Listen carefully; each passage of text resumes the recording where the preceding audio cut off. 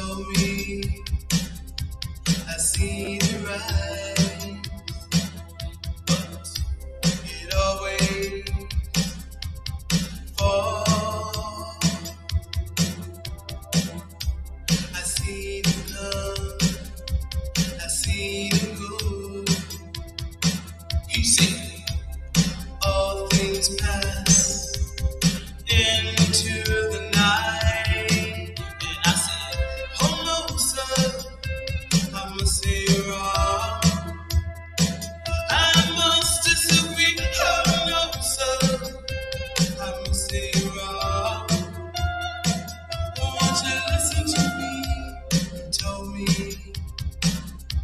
I seen it all before. I've been there.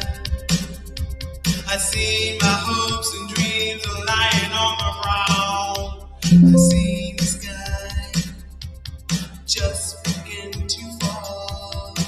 You see, all things pass into the night, and I say, "Oh no, sir, I must say you're wrong.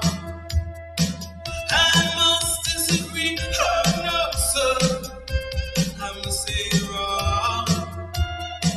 Won't you listen to me?"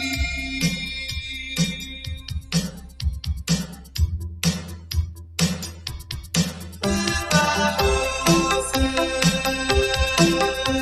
I'm flying over you. Goodbye, horses. I'm flying over you. Goodbye, horses. I'm flying over you. Goodbye, horses. I'm flying,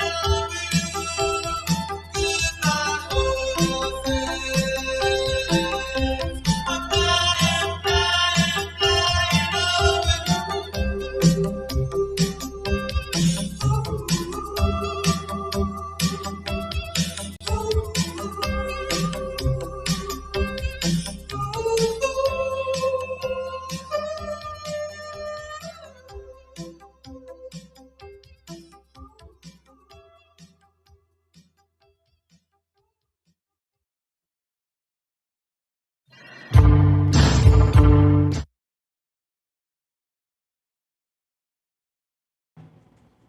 What is the most dangerous serial killer in history wasn't the man leaving the most bodies behind?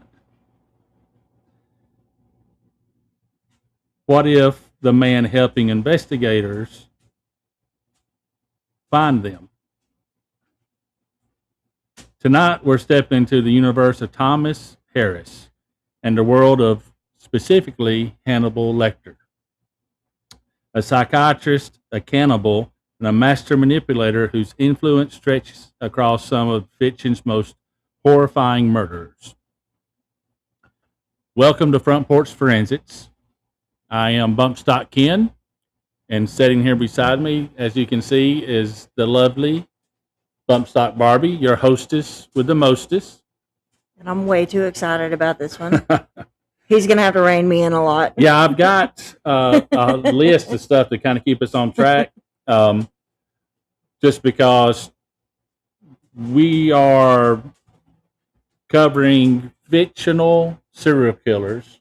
Yeah, this is episode 1 in a brand new series. Episode 1 in a brand new series. So first off, let's hit this real quick, just because we need to. Deals with the darkest corners of human nature.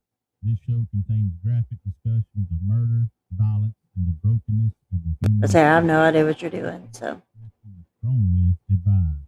But if you choose to stay, well, family, pull up a chair on our front porch. But no, it gets real dark here real fast. Yeah, that's our little legal thing about like, hey, this is a serious show, and you know whatever that thing's it's called. about true crime. It's a disclaimer. Disclaimer, yeah. So play the disclaimer, but here we are on KLRNradio.com.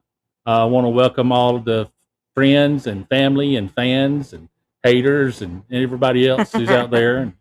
There's probably 1 or 2 haters. We are streaming across lots of things today. X, YouTube. I'm not sure about Facebook, but I don't think it's on my Facebook page for sure. So Yeah, we got plenty of ways to catch us live. You can also see the replay of this very soon, probably by tomorrow on basically any podcatcher that you have, Spreaker, Spotify, iHeart, iTunes, all those. I say some Apple of them won't have iPods, video, but YouTube does. Yeah, none of those have video. Now, the video version will be live, obviously, or on YouTube. Front Porch Forensics on YouTube. I think KLRN Radio on YouTube as well. So you can always go back and check this show later and all our archived shows. There's not as many on YouTube, but I think there's 45. This will be episode 46, and you can find those pretty easily on the podcast players. Again, no video on those, but I know it's probably it's like candy. You don't need to look at us too much because you kind of get addicted to it a little bit because of the beauty. Because you're so pretty. Because I'm so pretty. That's right. But tonight, again, like Laura said, is going to be we're kicking off a mini-series. We've done mini-series before. We did cults before, for sure. Yeah, we did cults. I think that's the only other series we've done. Yeah, we've talked about women who kill, but we haven't kicked that one off yet. That one will come later, for sure, because I have at least the first 3 episodes of that one already picked out. But tonight, we're going to do, again, serial killers of the silver screen. We call them real killers, REEL killers. Not REAL, because these are fictional characters, obviously. Mm-hmm. So tonight, like I said, we're kicking off with the main man himself, Hannibal Lecter. This is the one about real killers here on Front Porch Forensics. I noticed something interesting, I thought, on Hannibal, and we're mainly focusing on the movies since it is the cinematic serial killers. Yeah, I could do a whole different series on just like books of these, because these are based on a series of novels by Thomas Harris. Wonderful novels. Yeah. But phenomenal author. So, but a lot of the small details are different. Some of the big details are different in the what's it called? The novel versus the books. Book to movie adaptations, they never really ever measure up. Yeah. And you know me, I'm such a stickler for stuff like that. She wants to. It gets to the point that it's annoying. She wants to be in Hollywood as the slapper. The book slapper. Yeah.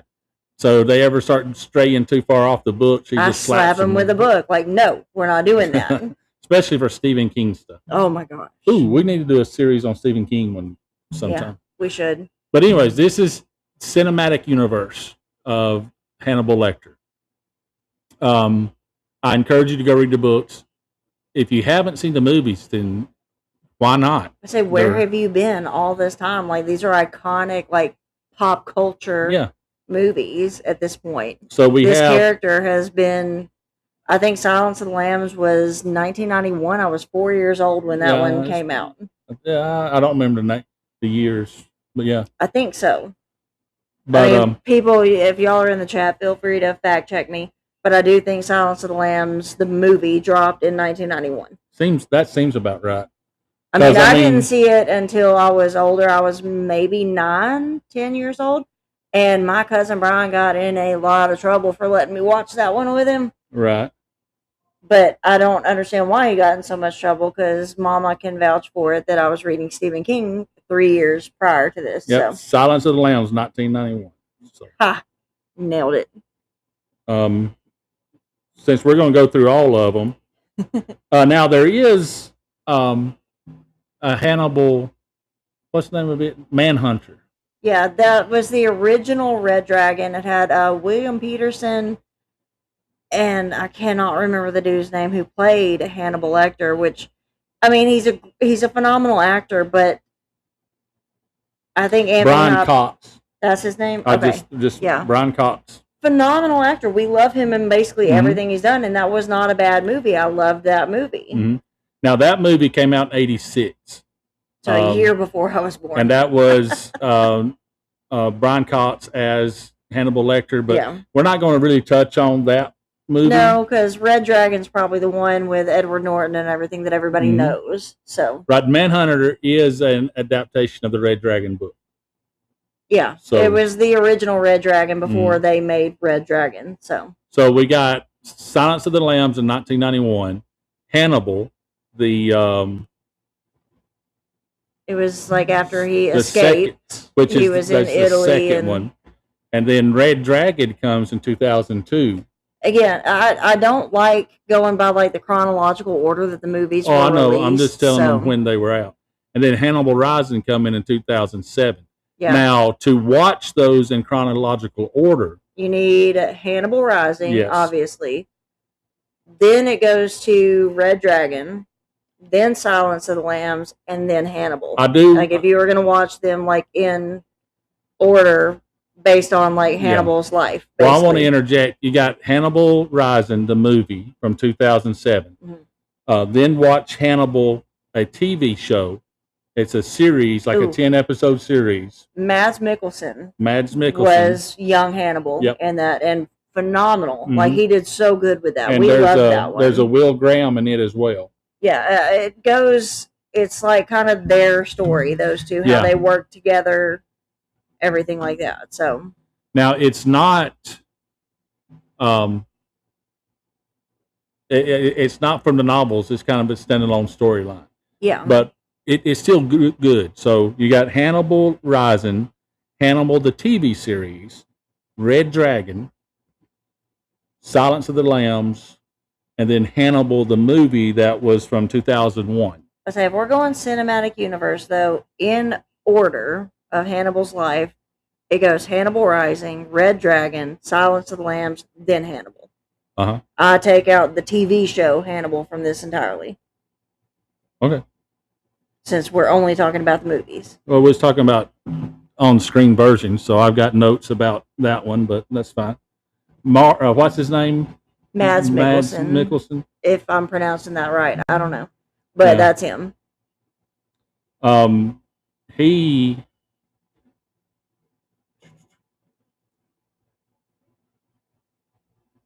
Mads Mikkelsen. This is him from the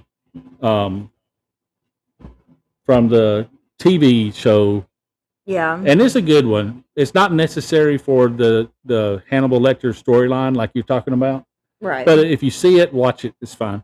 It Yeah, does I not figured follow the when- books. So But say he's gone kind of off notes than what I had set up for us because I was thinking only movies is the whole series. well, like I said, I just wanted to mention it because Oh, it's yeah. out there. Okay. But it is by the same name as the movie, so that's why I And want it to make does sure kind of stay true to the character of Hannibal Yeah. and Will Graham. he for does sure, a great so. he does a great job. Yeah. But it is a difference, and I think it's a good filler before Red Dragon too. Honestly, I mean, Yeah. but anyways, it's not necessary, and we're not going to touch on it too much. But I did want to point it out because it does share the name of the movie, Right. but it's not. You want the 2001 Hannibal movie with Anthony Anthony Hopkins. I almost got him Jack Nicholson mixed up for some reason. Oh, Mads Mikkelsen. It kind of sounds the same. Yeah. All right, so let's get back to because what we want to do is kind of look at a couple of in order. We're going to look at basically how monsters are made. Yeah. What what monsters become, how monsters are hunted, and then why monsters fascinate us in general, especially us. Us or just like more me and I kind of Mhm. rubbed off on you. But but we're diving tonight into Thomas Harris universe, cinematic universe, with Hannibal Lecter and two killers he interacts with: Francis Dollarhide, known as the Tooth Fairy, and James Gum, better known as. Well, we call him James Gum, but we don't actually know his real name because that was an alias. So, They refer to him as James Gum in the movie. or John Grant or Jamie Gum. Yeah, There's but a bunch of better them. known as Buffalo Bill. Right. This is not going to be. this is not necessarily. It's going to be a very casual conversation, but it's not a casual recap. We will dissect their methods of operation. That's MO. The MO, yeah. Documented crimes in the films. Not so much the books, but we may mention how they. I say I've got the books in my library back there in the bedroom. Right. So, the psychological profiles rooted in trauma and pathology, and most importantly, the real world forensics parallels that make these fictional terrors feel hauntingly possible. Makes the REEL seem REAL. Exactly.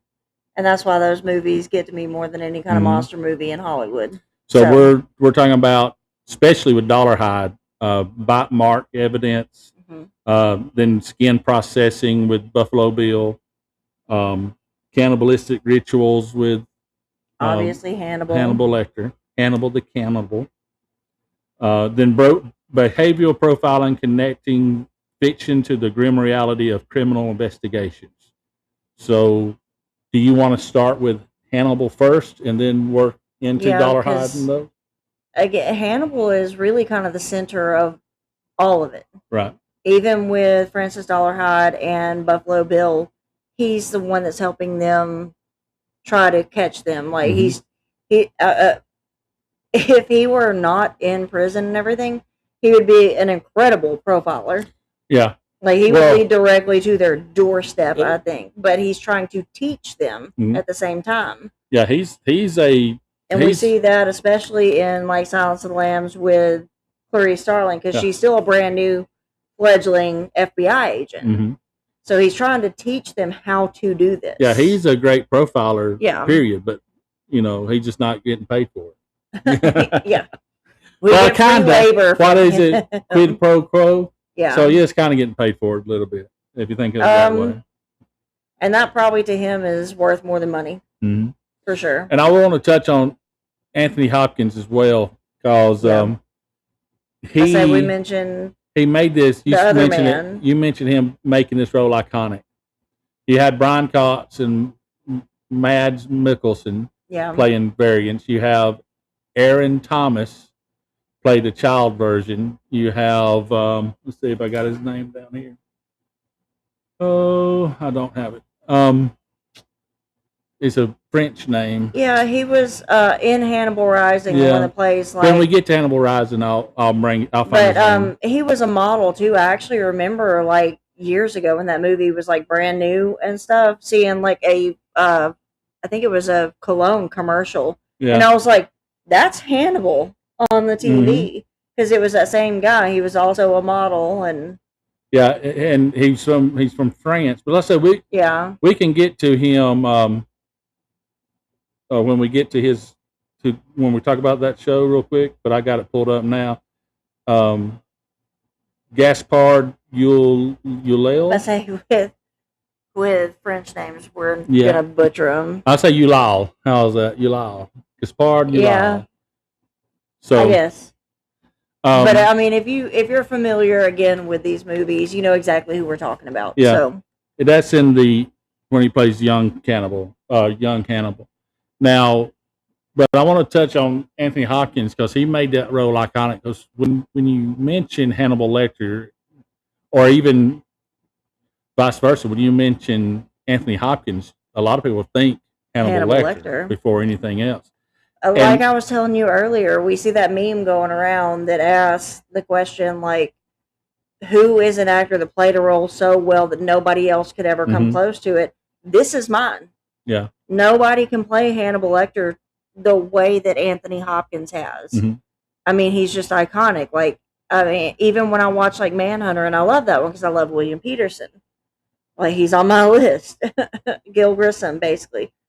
But Brian Cox just did not bring the same. I don't even know how to describe it. Like the same like creep factor. Like he was so well spoken, but he was so calm at the same time. Like very cultured, very refined, and very witty. Even like there are so many one-liners, even in Silence of the Lambs, that I could quote. Like. But Anthony Hopkins did that role in such a way. I don't think anybody else is going to be able to play it and it be the same ever. Well, Silence of the Lambs came out first. Yeah, that And was he cemented that character along with his name. I mean, they go hand in hand forever now. And did you know that he I was was going to ask if you were going to only? bring that up. Yeah, I'm trying Yeah. to. He was only on there for 20 minutes. That's it. That And was it total was screen time. Screen time 20 minutes to make that iconic character and make it his. It's what's the word? What's the word for synonymous? Yeah. Synonymous with Anthony Hopkins, and Hannibal Lecter. You always, They're you're going to interchangeable. automatically connect those two now You can show because people of that role. You can show a picture of one of them, and it's either whichever one it is. People will say, "Oh, that's Hannibal Lecter," or "That's Anthony Hopkins," but it can be a picture of. It doesn't matter what the picture of him is. I hate that because I love everything he's in. What's your favorite one? Oh, I don't know. You can't pick a favorite one. I can't pick a favorite with him. Like Magic is one of his early movies, Yeah. Like before the ventriloquist one. Yeah. And he was very young in that. And then you've got like Instinct with Cuba Gooding Jr. That's a great and what's the other? Legends of the Fall. Yeah. He was the father in that one. I don't know that I can actually pick a favorite role that he was in because I don't know. You know me, he's like number one on my list. Yeah. So, and there's a reason for that. Well, this 20 minutes worth of acting, give or take. Yeah, cemented that role, like you said. He said you said he's on your list, but that 20 minutes put him on the list of every director, every screenwriter. When I say he's on my list, it's that hall pass list thing. He's always my number one. And everybody's like, but he's so old. And I'm like, I don't care. I don't care. Everybody who knows you understands that. But yeah, that 20 minutes put him on the list of every name in Hollywood. Andrew said Hannibal should have stuck to waging war with the elephants. Yeah, that's good. Like that was genius using elephants. Oh, there also is a movie Hannibal about him as well. Okay. You'll see the difference. But I have that one clip from YouTube. Vincent doesn't like Hannibal Rising. That's okay. Okay, this could be a good segue into it because I do think that it was very, very well done in letting us see how Hannibal eventually, inevitably became what he was. Mm-hmm. Well, he was born into aristocracy, Lithuanian. Yeah. They were Lithuanian. Nobility, they were aristocracy, noble, super rich, very, very cultured, very educated, very wealthy family. Mm-hmm. And they were fleeing, obviously, in World War II, the Nazi invasion and everything. Yeah. They fled to a country house that they had. They had a castle or a mansion. I don't know what they call it, but castle, basically. Yeah, they fled that because it was obviously being now encroached on during the war. The Germans were coming. This was World War II. Yeah. The Germans Nazi infiltration. Were on the brink of taking over their town, so they went to their country house, their vacation home, whatever up in the you mountains. Yeah, and all that, so. But I mean, Hannibal, now hold on. Now this is we're touching on the early life of Hannibal Lecter, and this plays through Hannibal Rising, that movie. And but say again, all of this, we're not talking about the books. We're only talking about the movies. Yeah, because there are some big differences in the books and the movies. So we just need to make that clear. We're only talking about the cinematic universe, the movies. Yep. So again, born into Lithuanian aristocracy, the nobility, very cultured, very wealthy, very educated family. They have to flee their main home, this big mansion type thing. Mm-hmm. Flee there. It shows them in the beginning. Mom is grabbing like all her jewelry, all her pearls, all her diamonds, everything. They're all packing everything up that's valuable to them, and they're just fleeing that home. So they get to the country home, the vacation home, whatever you want to call it. At this point, you see a lot of Hannibal and his little sister, Misha. And Hannibal is a very normal little boy. very connected to his family, especially very connected to his sister. Mhm. There's no like disconnect there like we usually think with like sociopaths or psychopaths. Right. He's a very normal little boy. He's what, maybe 8, 9 at the time in this? In the movie, I think around 8. I think in the book he's like 6 or between 6 and 8. I say So it I could think be, around but 8 or yeah. I say it 8 seems years 8 or old. 9 in the movie. Right. Misha seems maybe 3, 4 at the oldest. Mhm. Very, very young. Again, he's very particularly bonded. He feels protected. He's the big brother. He's a Mhm. very normal big brother. So that's what makes this so distinctive to me in my mind, because now we see, like, you know, they've gone to the country home, and now we see like this tank pull up outside the house. These are, I think, Russian soldiers. Yeah, the at Russians the time. pull up first. And they tell him, like, look, we don't want anything other than, like, if you can give us some water, some food, or whatever, we'll be on our way. Mm-hmm. So, you know, they're kind of going through all that, and they see this plane start to come overhead, and it's a German plane. So, of course, the Russians now start firing at this plane and everything, and it creates this tiny little battle right here in the front yard of this country home, where Hannibal and Misha's entire family, I think aunts and uncles, mother, father, they're all slaughtered, like just casualties in this little battle. Mm-hmm. I mean, Hannibal sees his mother, father, his whole family shot and everything in front of him. His mother doesn't die immediately. She basically dies in his arms. I mean, we're talking 8, 9-year-old boy. And his mother, like, you know, he runs to her, obviously, because that's his mama. Mm-hmm. We can all understand that. And she's talking about, you know, her dying breath and everything. She's talking about protecting Misha. And the German plane, obviously the Russians had shot it. You can see it actually happening. They bring it down. They fire in there. But the German, I don't know if he was still alive, the pilot or whatever, but flies the plane into the tank. Yeah. So now we've got the big explosion. We've got the fire. We've got all this chaos going on. And the belt-fed bullets and everything are in the fire. So Misha comes out onto the porch of the home, and, you know, she's just saying, Mama, over and over. Hannibal hears this after his mother dies and everything, and now these bullets from that belt-fed thing in the fire are starting to pop off. So he's trying to get her back in the house. Like, this is the only family he's got left is his baby sister. So gets them back into the house. At this point, it's only them left, is his children.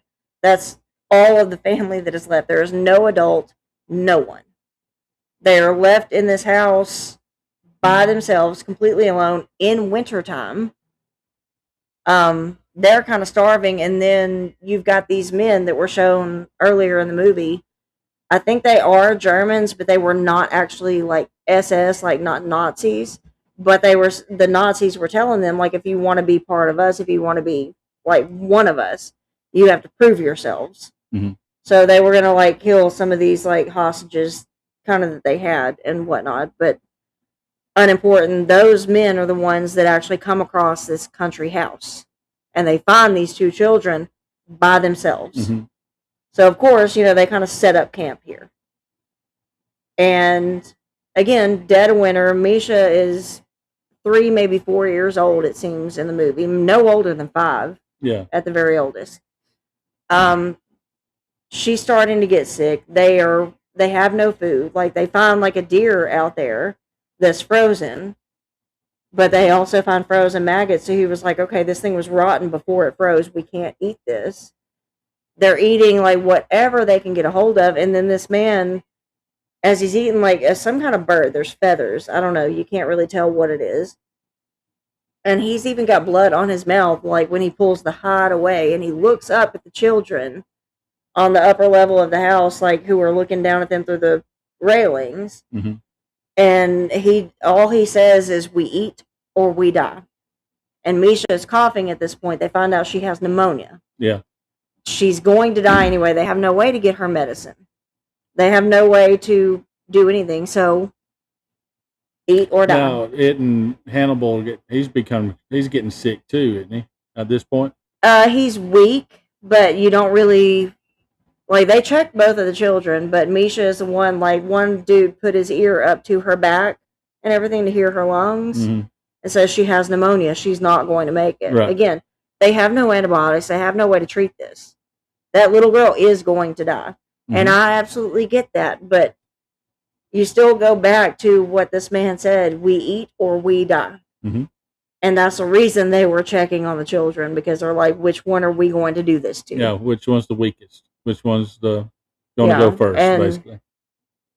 Misha is the one, because she was sick. That's who they choose, and I think this is again a pivotal moment in Hannibal's young life, because we're talking like this is before he's even hit puberty. Right.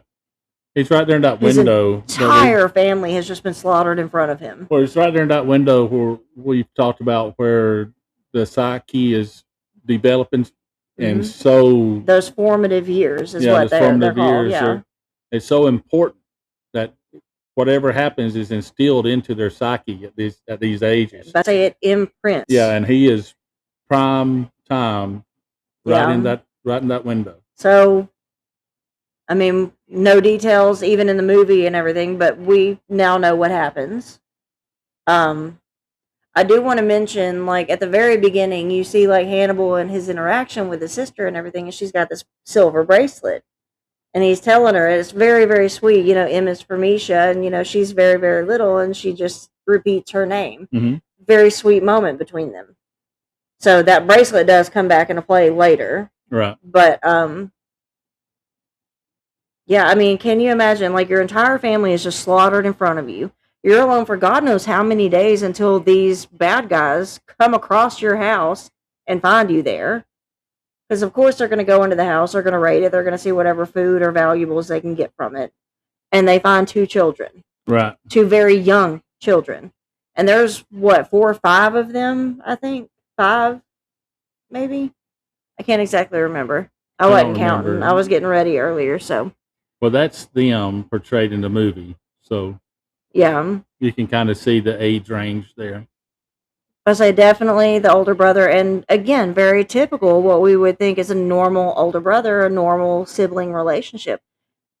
Hannibal was not born a monster. And I think that's the point that I'm kind of circling around here. Well, and later on in the movie, I can't remember if it's Red Dragon or which one exactly it is, he actually makes a statement. It's in the book too. Says nothing made me. That was Silence of the Lambs. Silence of the Lambs. Yeah. Well, and we'll touch on that again later because I actually do quote that. Must say he's not. Well, we'll touch on that later. Yeah. If you got that figured out. But yeah, in my mind, just from the movies, and I mean, I have the history with the books too. Hannibal was not born a monster. He was a very normal, very healthy, very well-loved little boy. I mean, he connected with other people, especially his little sister. No, this person was not born a monster. Yeah. At all. Was it nature versus nurture? Yeah, and I think that's kind of where we get into is that nature versus nurture. Thomas Harris, like he brought that kind of to the forefront. Are monsters born or are they created? Mm-hmm. And sometimes, like as some of the people we've talked about, seem to kind of have that bent from birth and everything. That's just who they were, even as children. But that's not the case that we see here specifically with the character Hannibal Lecter. Yeah. So no, not born this way. That trauma is what created him. So that would be more of a nurture thing. And the books goes into much more detail about his intelligence, all this than the movies do. Obviously, he's extremely intelligent. He's got, if not a photographic memory, but dang near close. I mean, what is it? Eidetic memory. Eidetic memory. Very, very well educated family, very cultured family, and again, that's that personality type you see in Hannibal Lecter. Yeah, and the books he talk about how at age 6 he was already reading scientific journal type stuff. And, more like anatomical Yeah. stuff, like the medical well, I was type talking about things. that Yeah. type level of Yeah. reading. Yeah. Very, very intelligent Yes. child. So he had everything in the world going for him until this happens. Yeah. So, And again, there was nothing in the book or in the films and everything to suggest that he ever had that kind of violent aspect to Mm-mm. him. He was a normal little boy. Now he obviously he does partake in the cannibalism of his own sister, but out of necessity, and they fed it to him. Yeah. So I don't think that he I think if he had had his own choice, he probably Yeah. would have starved. starved to death. But yeah, because that's what I'm saying. Because he was so weak and on the verge of sickness, I guess, or if not sick Yeah. already, that the captors, I guess, Yeah, captors. they were actually feeding him the broth first. Yeah. But yeah, he actually was cannibalizing his own sister, which out of you do necessity. see play out kind of towards the end of that movie, but we'll go into that as we go. But now, like at kind of at the end of this, you see in the movie Hannibal is like his hands are like shackled in front of him, like he was held captive, obviously. Not really handcuffs, but like the metal shackles he had over his hands. Mm. And he's stumbling towards these other tanks that are coming towards him. And you can actually hear them saying, "Oh, okay, it's a child, don't fire, Right. all that kind of stuff." And they go pick him up, they take him in. That's where he is rescued Yes. at that point. And then the movie kind of jumps to him as more of a teenager. Mhm. He is Late now in it. teens, Yeah, young man. Yeah. yeah, he is in an orphanage now. And to add insult to injury, the orphanage is actually his family home. Yeah. Yeah. Like it was their castle, manor, Yeah. mansion, manor, The castle, Lecter- whatever you want to call it. The Yeah, the Lecter homestead, Lecter basically. castle. Like, They had a name, but I forget it now. Yeah. Anyways, no matter what, it's his own family home here, and they turned it into an and orphanage. they turned it into an orphanage. Yeah, so it kind of opens up like it's a boys' orphanage. It's all Mhm. it's all males. You see him not singing along. I guess it's almost like an alma mater or something that the boys were singing. I don't know what they were singing. They were all singing, and then like the quote unquote head boy, I guess, kind of one in charge of the rest of them, comes up and he's like, I see you're not singing again. And one of the boys comes up and says, "Oh, he's mute. He can't." And the head boy says, "Okay, well, at night he seems pretty vocal because Hannibal obviously is still having nightmares. You see him calling out his sister's name in his sleep. Mhm. So we know he's not mute." But this boy, very, very abusive and everything, goes to hit Hannibal. And Hannibal just reaches up and like sticks like a fork or a utensil right up in the path of the hand. Yeah. It doesn't stab him with a fork. He No. just holds it up. He holds it up because this boy has obviously done this before. Yep. So he knew how it was going to play out. So he just held that utensil up Mhm. to stop the blow. And he gets sent to the headmaster's office, obviously, which the headmaster, that's his mother's room. The headmaster makes sure to point that out. It's his Mhm. mother's room. But it's very, very key because he tells Hannibal at this time, you don't respect, what was it? You don't respect the human pecking order. You only hurt the bullies. Mhm.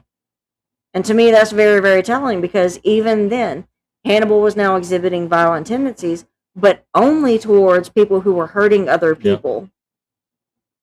So again, we don't see this monster come out. He's protecting himself and others. Yeah, and that probably stems from his nature with his sister as well. Yeah. Protecting her. So I mean, you saw him at the beginning of when the family was like being mowed down in this tiny little battle outside the house. He's running towards them. He wants to help them. So we see this desire to help others, to connect with others, to save them from harm. Mhm. We already see this very early on with him. That's why I think that he was not born a monster. He was a good kid. Yeah, for sure. He was broken and turned in. And, that was okay, the catalyst, but Yeah. it grew and turned into something more. for sure. And again, this is like where they kind of introduce that, like, you only hurt the bullies is what the headmaster says about him. Mhm. You only hurt the bullies. So somebody who was trying to hurt other people who were weaker, we see him already trying to stand up for them, trying to protect them. This shifts later on, but like he then runs away from the orphanage and he goes to France because he still has some of like his parents' letters and everything. And there's an address on one of the envelopes that's in France. Yeah. So that's where he goes. This is where he meets an uncle who is married to Lady Murasaki, Mhm. who he deeply connects with. She gets it too because her entire family was wiped out in Hiroshima. Mhm. So she understands this. Like they have this connection in the movie. And she's trying to kind of lead him. She's trying to kind of help him. She's trying to raise him. Now, in the movie,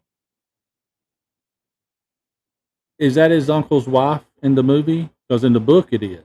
Yeah, His aunt. Okay. like, yeah, I couldn't remember. I'm sorry. aunt by marriage. Yeah, for yeah, sure. yeah. Like By marriage, yeah. we never really actually see the uncle in the movie at Mhm. all. We only see Lady Right. Murasaki Yeah, the uncle in the book is much more prominent. but yeah, Yeah. that's why I couldn't remember if she was like his aunt by marriage, obviously, but or if she just worked for the uncle. I couldn't recall what the I movie want to said. say it was marriage for sure. Yeah, like the she aunt. was the wife, so Mhm. that's why like she had all this access to the house and everything. She had her own room and everything, even because she talked about this is where I go to pray to my ancestors, Mhm. that Japanese culture, like, and she teaches him a lot of that because she thinks that will help him cope with losing his family. You're right. She is this entire time trying to guide him. Mm-hmm. She doesn't make him into what he is, in fact. And then No, there's this. she adds to his class, to that refinement that he is. Oh, him being absolutely, for that, sure. She helps create Hannibal Lecter, the doctor, and The the cultured brilliant aspect yeah, of him that we see so yeah. much. So she absolutely does a lot. She trains and creates that, or pushes that part. I on say him, she was giving him like different cultures, Right. learning about stuff like that. So she did does help him become very refined as a person. Yeah. So she has a huge influence on that half of him. Now, he was born into it. He was raised 8 years, we'll say, into it. He had the hard times where he learned another part of himself, another truth about himself. Yeah. And then when he leaves and gets with his aunt, she goes back to that training of culture. But say you actually see her teaching him like kind of the samurai stuff. There's a whole scene about that using the wooden sticks and whatnot. We see all that. Like she is teaching him things because I think that she believes that this connection with another person who is technically family, even if by marriage, Right. that it will give him that stability and everything that he lost before. Could you imagine if, with that intelligence and everything, if he didn't have that reconnect with the aunt to finish that polish? She what tried. He could have done, she tried. And then we see them. They're going to market one day. This is where the butcher comes in. Yes, because I'm not going to verbatim repeat what this very crass man at the market. He's a he's a butcher, like fish, meat, everything. Like that's what he's selling at market. But as she's walking by, like he's trying to get her attention the entire time. Hey, Japanese. Hey, Japo. Hey, Jap. Like the whole cat calling, hitting on, but to the 10th power. I mean, he was. Again, I'm not going to repeat verbatim what he says, but as she walks right directly past him, he says, "Does your P word run crossways?" And then he smacks her on the butt. Yeah. As Hannibal would say, he was very rude.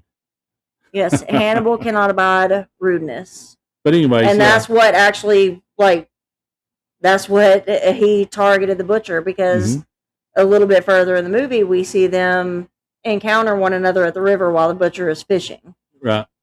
And Hannibal, long story short, kills the butcher and everything.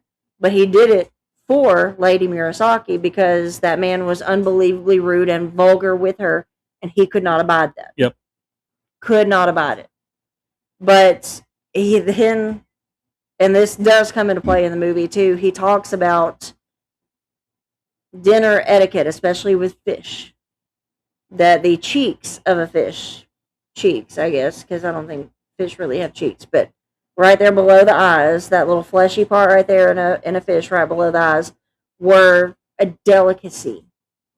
And in dinner etiquette, especially in like proper upscale dinner etiquette, one cheek would be given to the lady of the house, and the other cheek would be given to the guest of honor. So, and when the authorities and everything found the body of the butcher and everything, his head was not there. Did not have his head. The head Hannibal had put at the altar in Lady Murasaki's room where she went to pray to her ancestors and everything. It was on that altar, basically. And the cheeks were also missing from that one.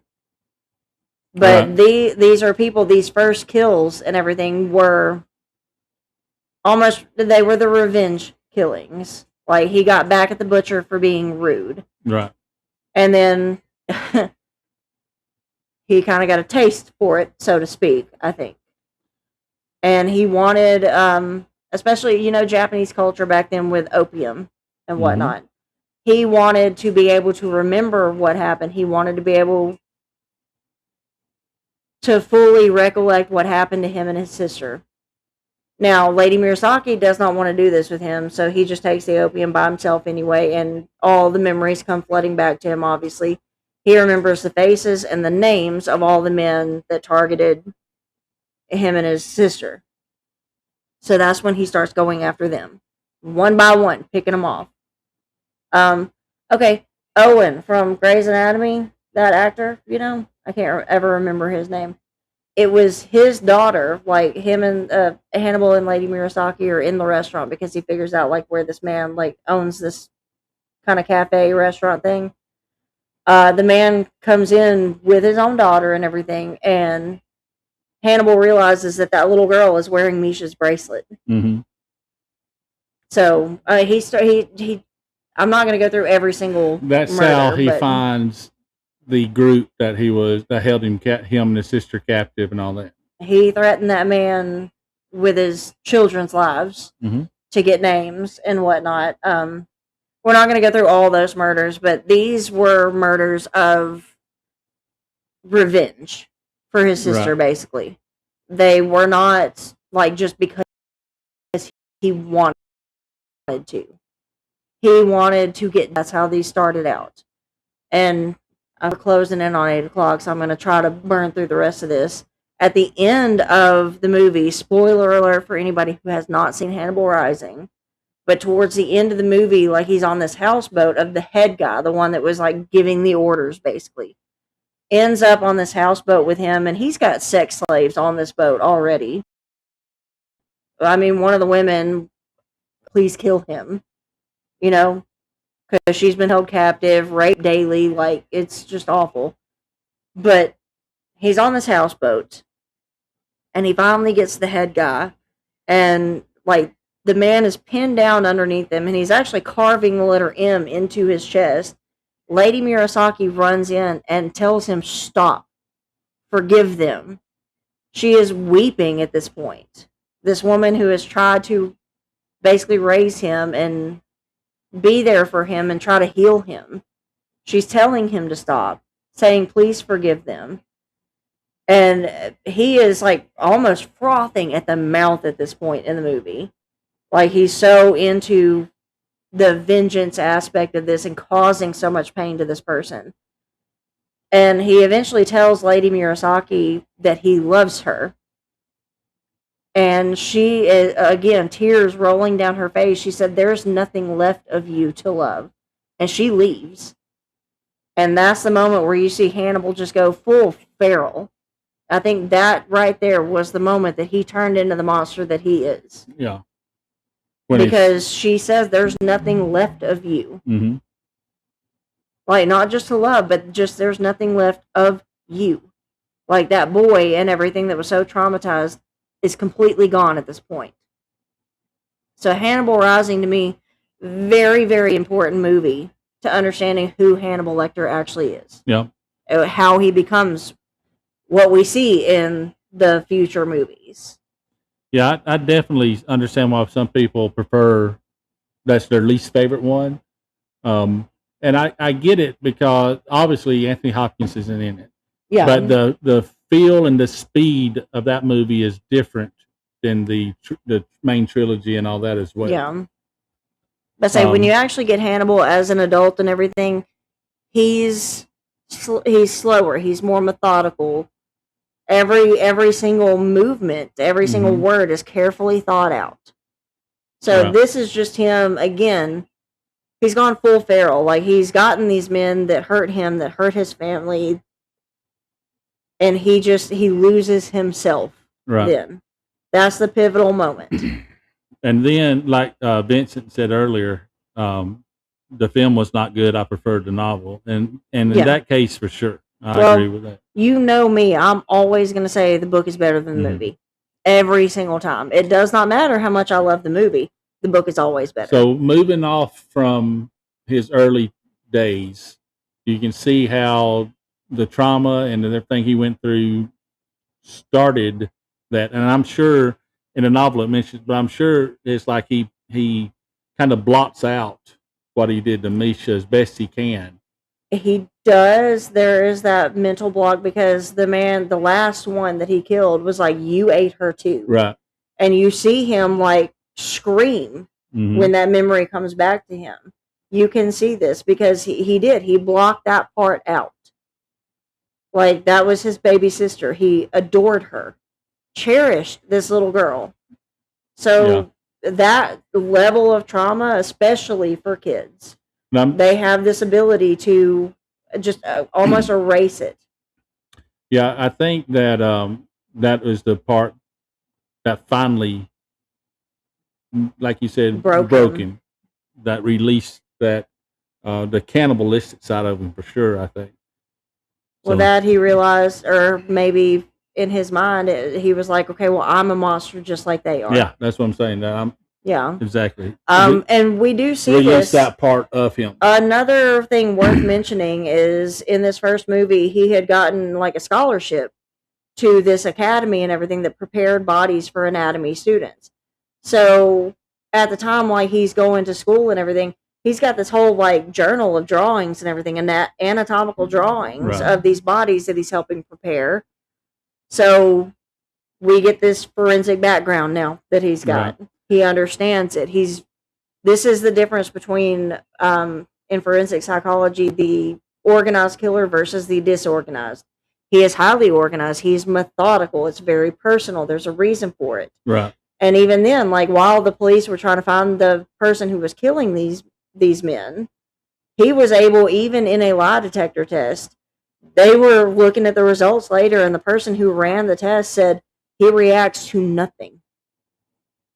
Like he learned all of this stuff. Like he was able to disconnect himself from a very young age. Right. So all that is definitely worth mentioning. That's how we get into his clinical background. Yeah, he's the start of it. He's the perfect textbook example of an organized killer. We did the episode on I can't remember his name now. The when we did the vampire series, but Chase, Richard Trenton Chase, perfect example of a disorganized killer there. Yeah. So, I mean, we've talked about that in other episodes. Y'all can go back and find those. I'm not going to go into too much detail there, but Hannibal Lecter is the epitome of an organized killer. Very educated, again, forensic background there. Socially skilled. He was a meticulous planner. None of this was spur of the moment. And like I said, again, forensically aware of stuff. Everything was very, very meticulous, like I said.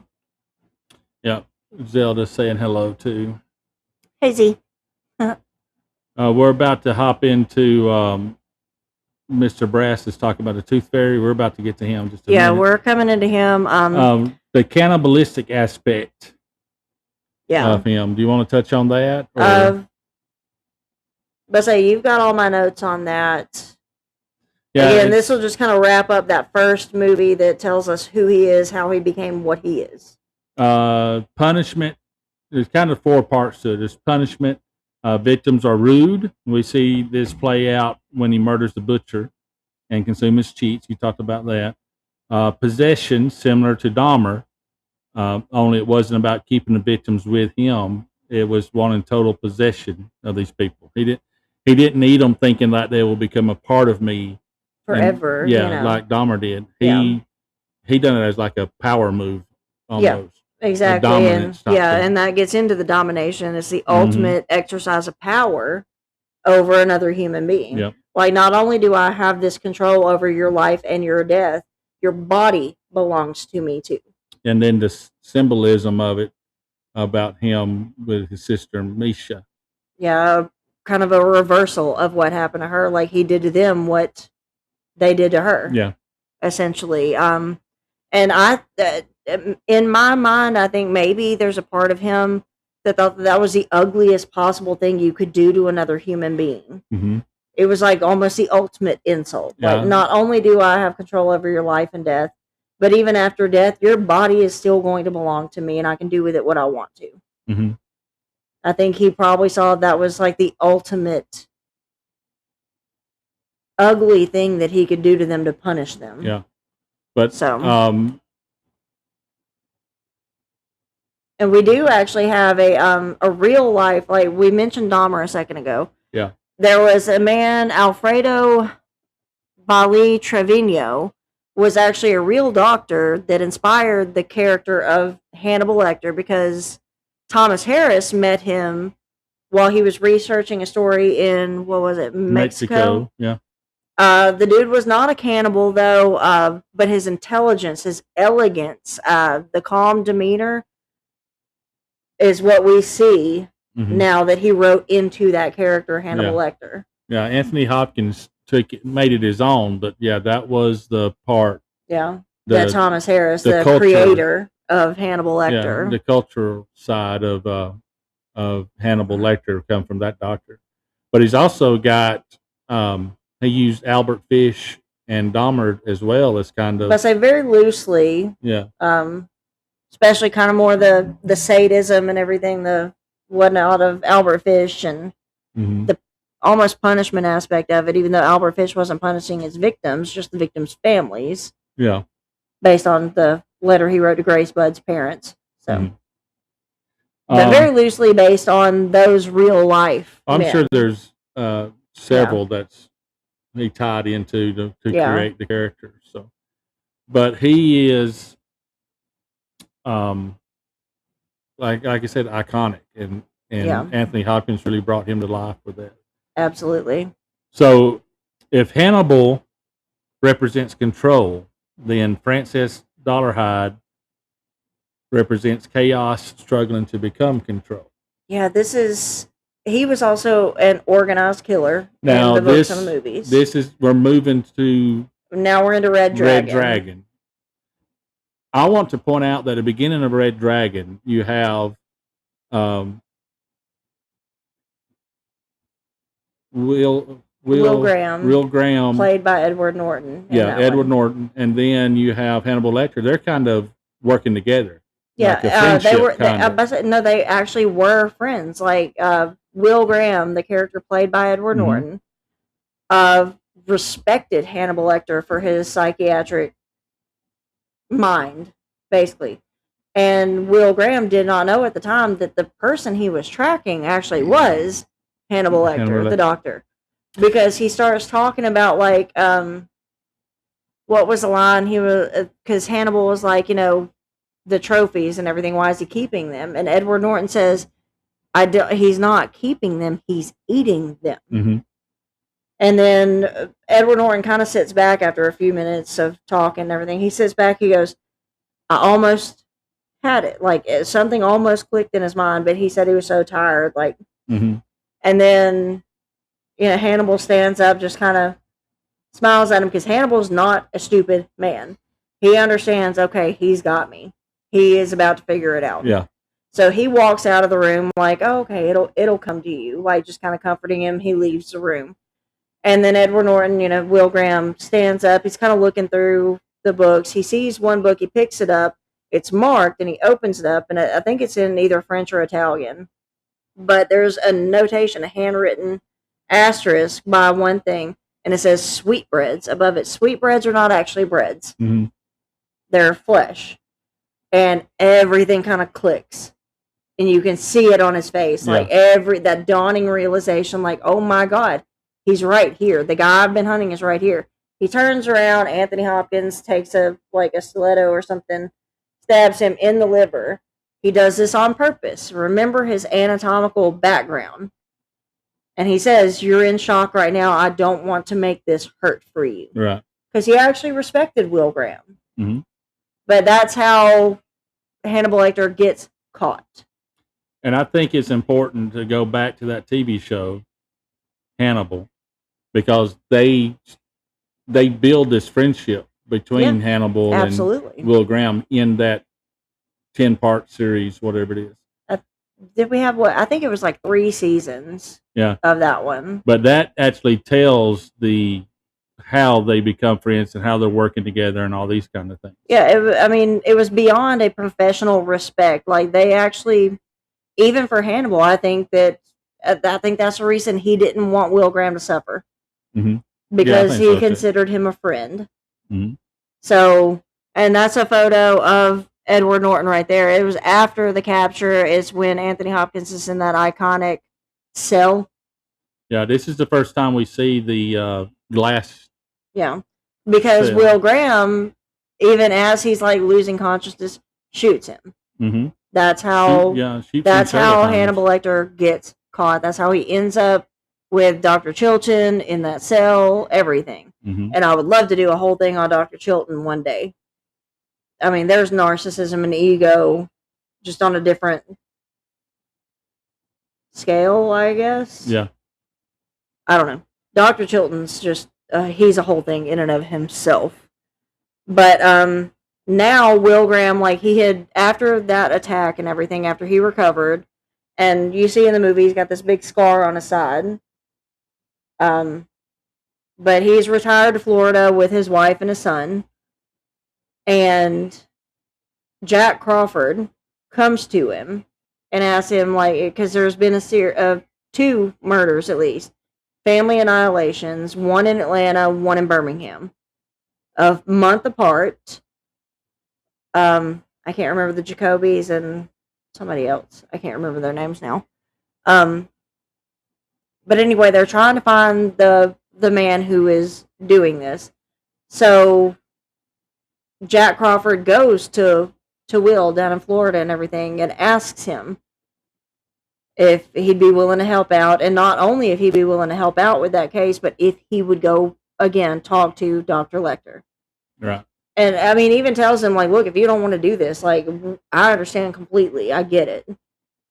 But he also knew that if he went to Will with this, that part of Will's mind that latches onto stuff like this wouldn't be able to say no. Yeah. Because that's just part of who Will Graham, the character, is. He is able to not just get into the mindset of these people, but almost adopt it himself without actually committing any of the crimes. So the guy they're going after is Francis Dollarhide, and they call him the Tooth Fairy. Why do they call him the Tooth Fairy? Right, that's what I was going to that's what I'm giving you that segue there.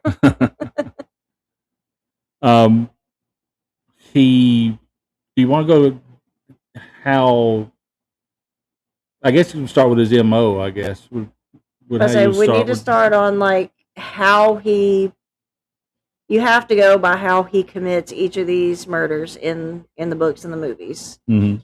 But specifically, and it's very telling, he targets families, for sure. He's a family annihilator just without being part of the family himself. It's always the wife who is the subject of his fixation. So when he scopes out their homes, Like, this is very, very methodical. It takes him probably at least, because there's a month between them, the lunar cycle, a month between each murder. I think in that entire month between them, he's researching these families. And we find out how he's able to get inside their homes without actually getting inside their homes, first off. But when he does finally commit the murders, the husband is killed immediately first. Yeah. That's the one person, that's the man in the house who would present the biggest problem to him, because he would potentially be able to stop him. He would be able to put up a fight, a fairly fair fight. I mean, two men. Yeah, Dollarhide would see him as a threat, so you take him out first. But I say you eliminate that threat and everything. He then disables the wife by usually a shot to the spine, disables her. Then any children in the home, he goes for them next. And again, clean kills for the father and the children. He really has no use for them other than creating an audience for what he's about to do to the wife and mother. Yeah. That's why he takes them out of their bedrooms, out of their beds and everything, because you see Will Graham looking at the blood trail going down the hallway. And he's like talking into his recorder. He's like, he moved them out of their bedroom, like brought them to the master bedroom. Why does he do this? Mm-hmm. The father, the children, they all have pieces of mirror. Yeah, he would break every mirror in the house. And more than just for what he needed for this. Yeah, and then he would break pieces of those mirrors off and put on the eyes, reflecting outward. Yeah. And that was very, very telling for him, because that was part of it. It wasn't just him fantasizing about the wife and mother of this family. He needed an audience for what he was going to do to her, and that is very, very telling to his psyche. Yeah. His need that he was fulfilling there, because this is a man that we see in the movies and everything, strong feelings of inadequacy. Yeah. So part of that would be, it would start with, he had some physical deformities. He had a like the cleft palate, the cleft lip and everything, which was surgically corrected as a child. We don't know what happened to his parents, but he ends up living with his grandmother. His grandmother is who raised him. An extremely abusive woman. So, I mean, even for him, you see in the movie, he's upstairs, like in the attic or something, working out, and you hear the grandmother's voice, which is basically in his head. And he's still talking to it. Like, he still hears this woman's voice in his head. It's like calling him a dirty boy. He's ugly. He's filthy. And that kind of leads back to like a real world example would be Ed Kemper. Oh, absolutely. Because, I mean, you see Ed Kemper, the verbal abuse he took from his mother and everything. All of the co-eds that he killed were proxies for his mother until he finally got up the courage to actually kill her. He removed her vocal cords and tried to like put them down the garbage disposal, and the garbage disposal wouldn't work. Yeah.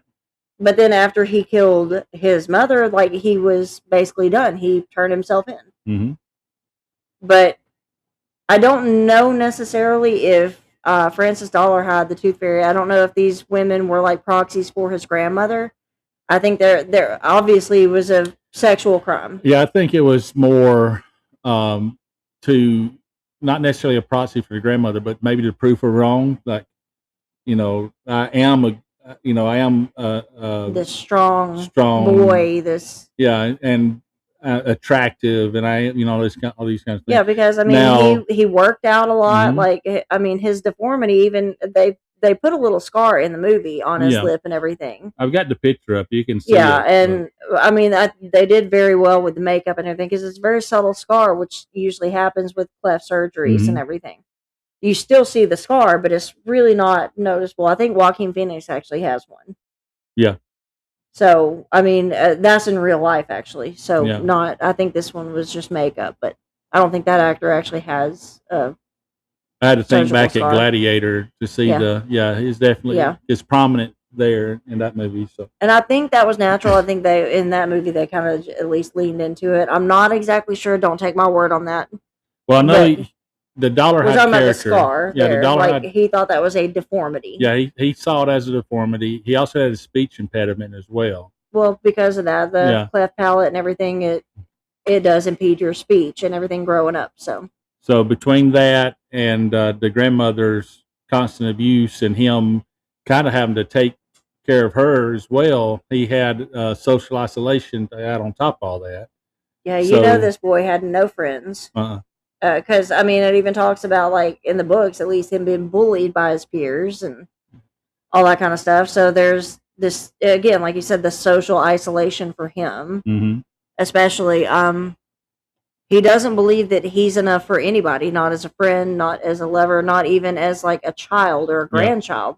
He does not believe this sense of inadequacy that I think is the core of his character. And I think the attacking the wives, the women, is trying to prove that wrong. If I say, and in the movie, he also has she's blind, but he has I think a girlfriend. that's why he connected with her because she couldn't see him. Like, but I think there's a couple of scenes where she's actually making moves on him, and he is extremely uncomfortable. Yeah, because I think his psyche is so broken that he's convinced himself that he isn't attractive, that he isn't enough. And all of a sudden, this woman's giving him something that counteracts or that contradicts what he believes.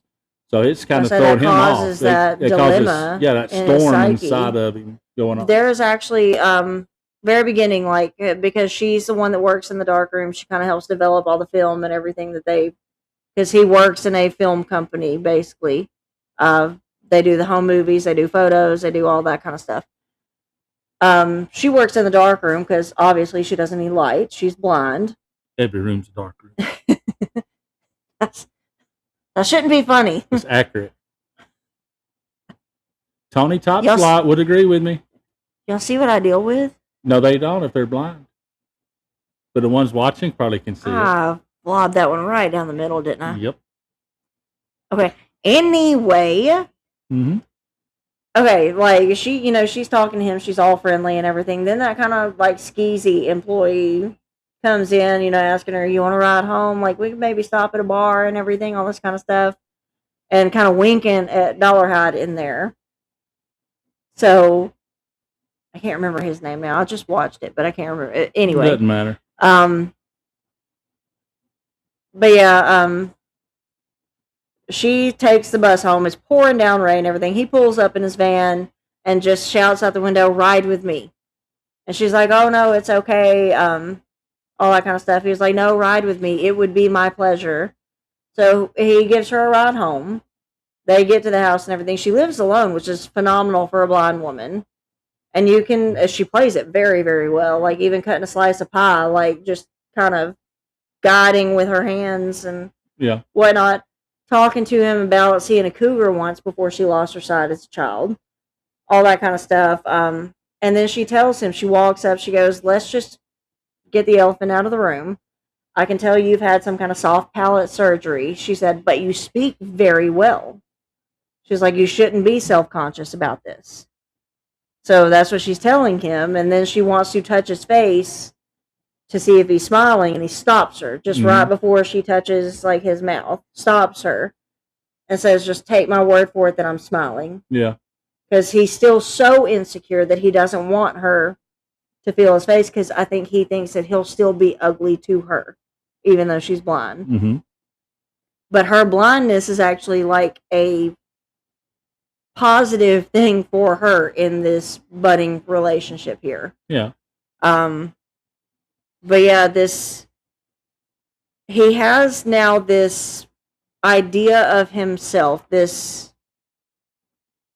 I don't know that I'd really necessarily call it a delusion. It's more of a fantasy about himself, because he wants himself to be seen as powerful, to be seen as something, even if not beautiful, just something that is not broken, I guess, maybe. Because this is where we get into his fascination with the William Blake painting of the Great Red Dragon. Yep. This is again, his fantasy identity, it's that identity is like a source of power in his mind. Mhm. It's a strong thing. And there's he gets into the museum where it is, and he's able to see the actual print of it, Yeah. and he tears it out and starts eating. But say the he print. actually knocks out the museum worker Yeah. and everything, and then like starts eating the painting Mm-hmm. itself. So I mean, again, I think this identity around the painting of the Great Red Dragon is it's his defense. It's a defense mechanism because he's always felt inadequate. He's always felt less than. This is something that is powerful. This is something that is above other people. You know, Mhm. above humanity, basically. And he kind of takes that and creates this identity around it. Right. And that is why his murders are what they are. And I'm going to go back to the mirrors and the eyes. Again, the father, I think, is killed and everything just to get rid of the person who is most likely to be able to stop him. You obviously take out the biggest threat to yourself first. Then the children after that and everything, but he drags them back into the bedroom where he's disabled the mother and the wife. He props them up. He puts mirrors in their eyes where they're reflecting outward so he can see himself in their eyes. Mm-hmm. See how powerful he has become. He wants a witness to this. Mm-hmm. He's got this power over this woman and he wants other people to witness it, even in their deaths. Mm-hmm. Like, that is extraordinarily telling psychologically. So that's the entire reason behind the mirrors. Yeah. Because he wants to be able to see himself in what he's doing. Well, you mentioned that he bases his power and his strength from that red dragon. And he makes it his identity, as you were saying. Extensive tattoo work and everything that goes along to enforcing this fantasy identity. And throughout this whole movie, Dollarhide, like I said, when you mentioned when she was trying to feel if he was smiling or not, he said, "No, just believe me that take my word that for I'm it." Smiling, because throughout the whole movie, he pretty much RBFing all the time. Right. But I say you can see that there's never a happy, like a genuinely happy moment for him. But with this tattoo and his new identity, we get this from him. Yeah. When he is in his red dragon, confident. When he's in his red dragon persona, that's what you get. And again, he was showing that reporter that he had basically hot tarred to a old school wheelchair that belonged to his grandmother. That was played by Philip Seymour Hoffman, which was a great role. But for those who will be listening on the podcast later, he's actually smiling at this point. He big eyed. He looks complete, like a complete happy person. Let's go into his signatures for the murders, especially with the bite marks. Yep. And I do want to bring up a thing that we didn't do in the beginning, like when he's working out and he hears the voice of his grandmother. You see him with these like dentures, these false teeth that he's taking in and out. That's where they're getting the bite marks from. Because he's leaving bite marks on his victims. Yes. And that's where like forensic odontology comes in. Mm-hmm. That's the basically forensic dentists. Right. So, they're talking about like the jagged marks in the teeth and everything, but these are again prosthetics that he's putting in intentionally. Well, you've seen it. We've talked about it too, especially with Dahmer, because he would bite folks and leave. There's one.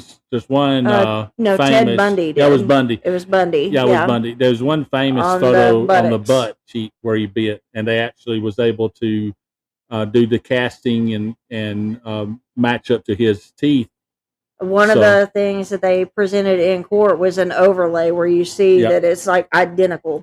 So that's kind of what forensics odontology is.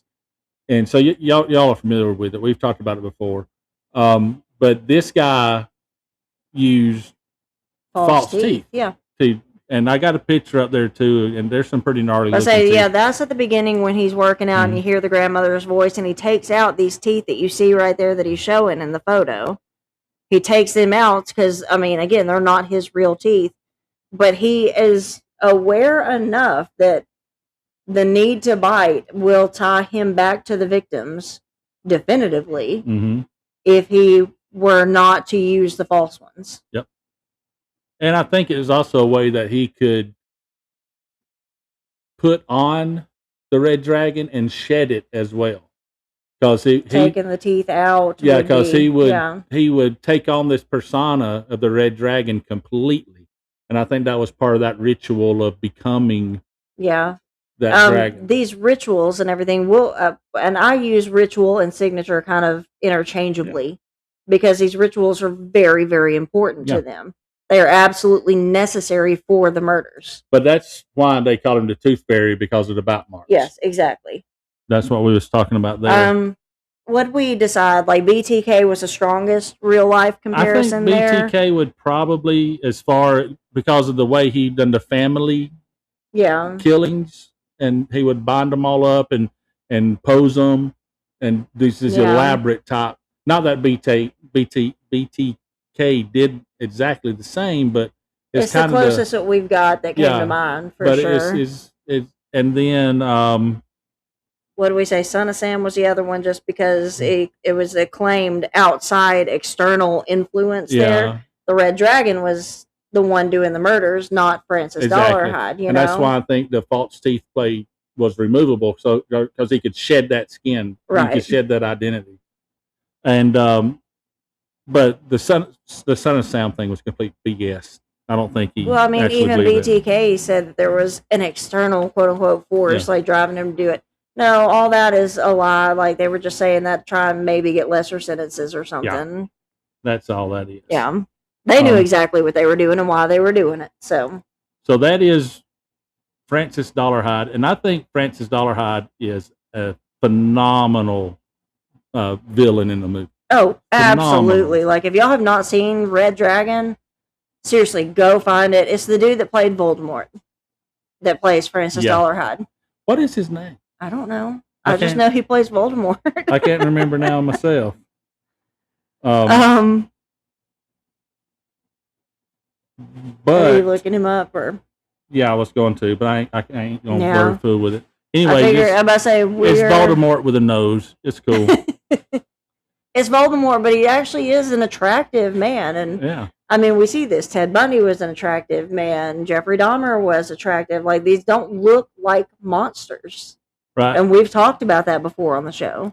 So we're moving now on to... we're going into Silence of the Lambs That's now. the main one. That's the big one that everybody knows. Again, I probably saw this movie for the first time when I was maybe 9, 10 years old. It came out in 1991, but obviously I was only 4 then. But I was spending the night at one of my cousin's house because us girls had like to spend the night parties basically every weekend. And her older brother, who was 13 years older than all of us at the time, he was left to watch us and everything while... Brian? Yeah. While Aunt Teresa ran to the store to like get snacks and food for everybody. So, but he had rented Silence of the Lambs. And of course, like when the girls were in the bedroom, like doing their thing, you know me, like I hear like the scary movie going on. So I came out and he was like, don't tell your mom I let you watch this. Because it was actually at the point where Buffalo Bill was doing the little dance and the tucking and everything. He was like, you can't tell your mom. So we've already covered Hannibal. He got in a lot of trouble for that. We've covered Hannibal already. So we're moving on to Buffalo Bill. Arguably one of the more popular, I guess, movie serial killer villain types. He's like, definitely, I mean... Because like you said, Anthony Hopkins only had 20 minutes of screen time in that entire movie. It was centered around searching for Buffalo Bill. So he's going to be the one that we're now discussing. I think everybody knows who Buffalo Bill is, I think, right here. But so if you have not seen Silence of the Lambs by now, you can't get mad at us for spoilers. Because, again, I was 4 years old when that movie came out. But even if you don't know who Buffalo Bill is exactly, or the movie, you're going to recognize this certain part right here.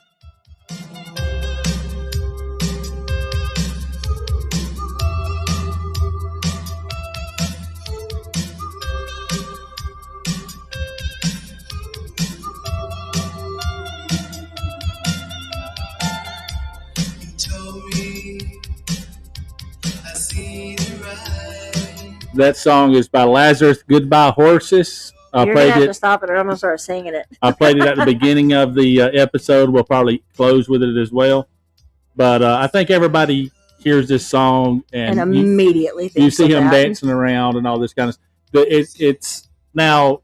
I do want to touch that where Dollarhide wanted to become a dragon, Buffalo Bill wants to become something else entirely. He's got a severe identity disturbance, childhood rejection, pathological self-loathing. Yeah, I do want to touch on this because it is one of the most misunderstood, and everybody knows me, so y'all know I'm not like advocating for or against anything here. It's one of the most misunderstood aspects of this movie. Buffalo Bill was not actually a transsexual / transgender person. No, he was not. Mm-mm. If you're approaching him through Lecter's assessment and within the logic of the movies and the books, the distinction is important because Thomas Harris, through Hannibal Lecter and even Jack Crawford and Clarice, repeatedly emphasizes that Bill's crimes are not motivated by gender identity or anything like that. He did not actually think that he was like a man in a woman's body. He did not believe that. He did not. Hold on right here.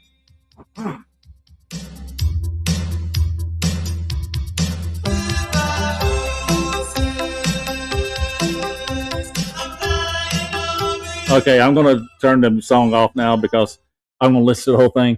Yeah, and they even touch on it in the movie, like you said. He's not a true transgender. Yeah. He doesn't even believe he's transgender. They called it transsexual back then, but that's what they've kind of co-opted that term and changed it into something else now. So I say transsexual / transgender. Yes. He was not actually one of those. And the thing too is the people out there that have that issue, transsexuality, transgender, whatever, the gender dysphoria, they should see Buffalo Bill's performance. Yeah. And if they want to be offended by it, that's fine, because it is not a true representation of a transgender person, because he's not a transgender person. I say he's doing this for himself, for his own gratification. Yeah. I mean, he even when he's putting on makeup, like, would you sleep with me? I'd sleep with me. Would you do me? I would do me. I would do me so hard. I think that's how they actually added it in the TV version, is do me. Yeah. So he's doing this for his own benefit because it makes him look different him look like a different person in his own mind. Yep. Which was his entire goal. It's a complete, it's not a change into the dragon. It is a complete change from his self. And that's where you mentioned the self-loathing just a second ago. And Hannibal Lecter actually touches on this psychological aspect of that. He hates who he is. He wants to be someone else, anyone else. It doesn't matter if it's a man or a woman. Mm-hmm. He wants to be someone else. Like when Clarice first discusses this case with Lecter, she assumes that Bill may be a transsexual. And Lecter dismisses this almost immediately. His famous observation is, and this is a direct quote because I can quote this movie very, very well. Billy is not a real transsexual. Mm-hmm. Because Clarice is asking about this. Genuine transsexual applicants, even back then, were extensively screened, and Hannibal points out that this man had applied to Johns Hopkins for reassignment surgery and was rejected because even the doctors there noticed other underlying pathologies. Mm-hmm. Like, this was not somebody who actually was suffering from like gender dysphoria. Right. This was something completely different, and the doctors even then noticed it. Wouldn't it be nice if they actually took screening seriously again? Johns Hopkins, even today, now will not actually perform reassignment surgeries anymore. They will not do it. But yeah, his observation, Billy is not a real transsexual. Mm-hmm. So from a forensic profiling standpoint, Lecter actually sees Buffalo Bill as someone suffering from profound self-hatred and an identity disturbance rather than like gender dysphoria itself.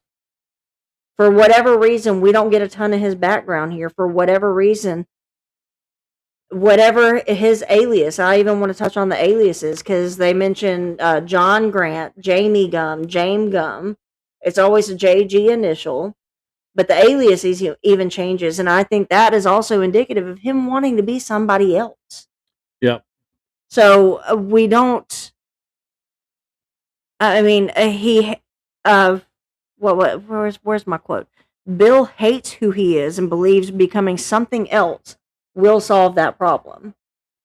So that's the driving force. Like whatever it is in Buffalo Bill's background, it has caused him to hate himself so much that he needs an entirely different identity, whether that's either through his name and the aliases that he uses or through his physical appearance. He needs to be somebody else. Mm-hmm. He needs to be born again.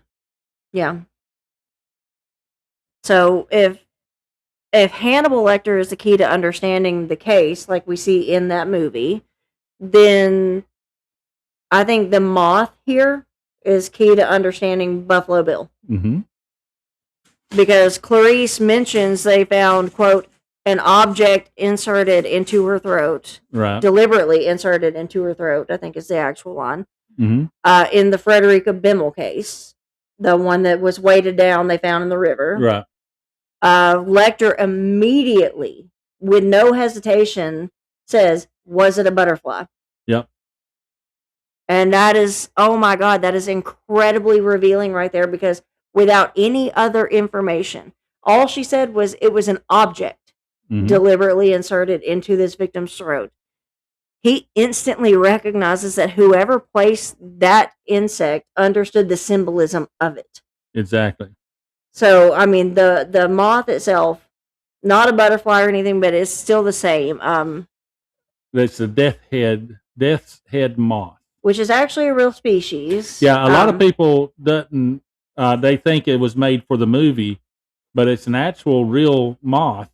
I can't remember how they pronounce the name of it in the movie, because those Latin names are hard to pronounce. But yes, I think it is Dethahedicus mothicus.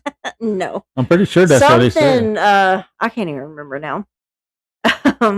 Look at that freaky thing. It's not freaky. It's absolutely beautiful. I was about to say, it's a stunning moth. Yeah. Like, I even have it on my t-shirt here, guys.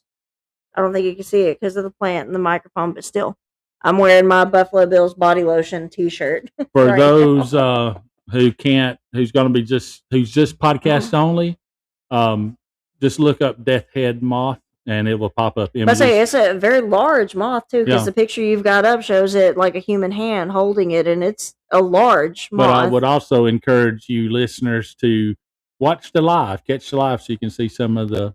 Oh yeah, we try to put up clips and images and everything whenever we possibly can. So plus, you can see how pretty she is and how handsome I is. We don't want more people obsessed with us. Come on. Yeah. Okay. Anyway, the insertion, it was the cocoon. It wasn't a full moth or anything. It was the cocoon that was wedged down in her throat. Yeah. So, like, she takes it to the entomologist and everything that she knows, where that's how she finds out that it's a death's head moth. But this tells Dr. Lecter that this is not simply murdering for murder's sake. Like, it's just not. He is communicating this inmost struggle within himself. Before Lecter finds out about the moth, which he at first says butterfly, but they had already filled him in on he was removing skin from the victims, right? Yeah, that's why he got the nickname Buffalo Bill, because, as Clarice said, because he quote unquote skins his humps. Yeah, so he knew, Lecter already knew that, was privy to the knowledge that he was skinning. Removed, he was removing skin from his victims. But yeah, whether it be a moth or a butterfly, like again, when she just said an object was deliberately inserted into the throat, and his immediate response, the question was it a butterfly? Yeah. He knew exactly what was going on. Yeah, because he he had already been thinking about it. Obviously, why would The they want to move? Why would they want to remove skin? And he says it later too. Why? But yeah, so he was already several steps ahead just from the information that skin was being removed. He has already started building that in his mind that this guy is trying to change what he is. So you kind of mentioned, or at least kind of hinted at it, my favorite line in the entire movie, and I don't know why it's my favorite line. It's just there's something about it. He's talking to Clarice, Marcus Aurelius. Think, what is it in and of itself? What does he do? This man you see, and she says he kills people, and he just sits there. He goes, "No, that is incidental." Mm-hmm. Love that line because yes, the murders are incidental to what he is doing. Yeah, that line, he's almost like, "No, keep up." What is it?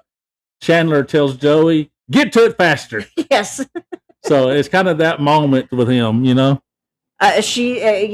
recognizes that she's close to understanding it. The killings, the murders are incidental to what this man is doing. What is it that he's doing? What is it in and of itself? Mm-hmm. And she's like, "Oh, well, he's just murdering people."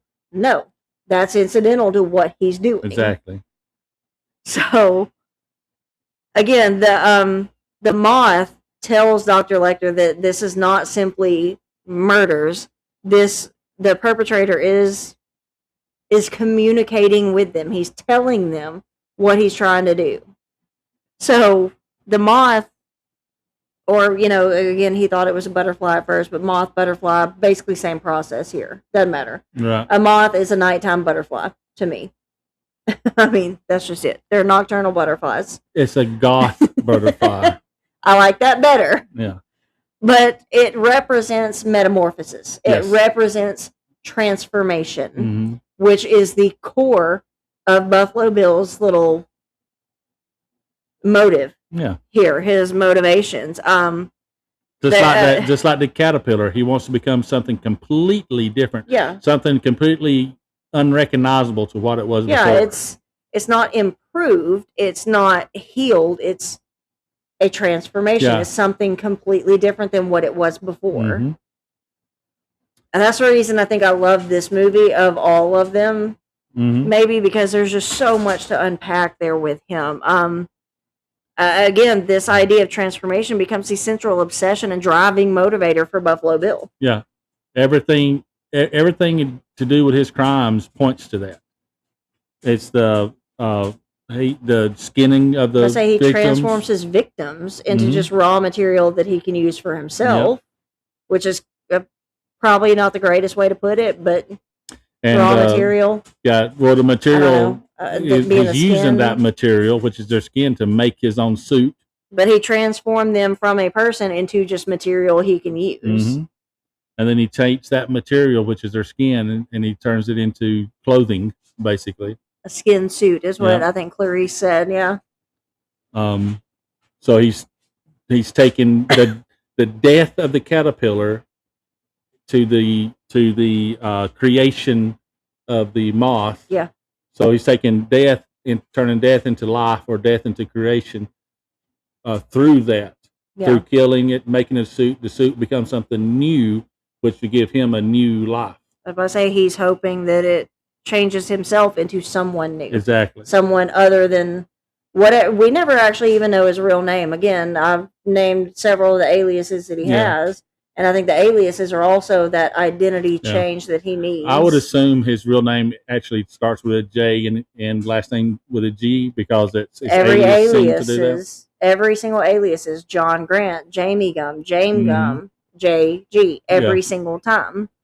So but yeah, he's hoping that in the process of these murders, which again are incidental, like if he could find skin somewhere else and change himself in that way, he would probably.